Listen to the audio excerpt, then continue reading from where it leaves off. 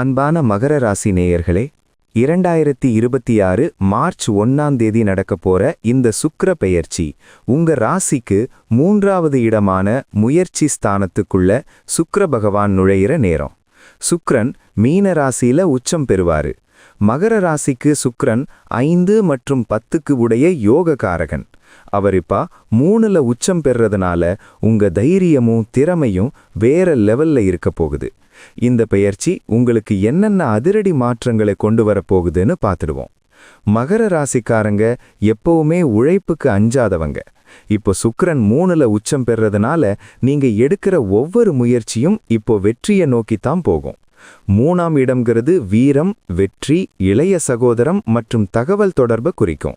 இங்க சுக்கிரன் பலமா வர்றதுனால உங்களுடைய கம்யூனிகேஷன் இப்போ ரொம்பவே ஜொலிக்க போகுது.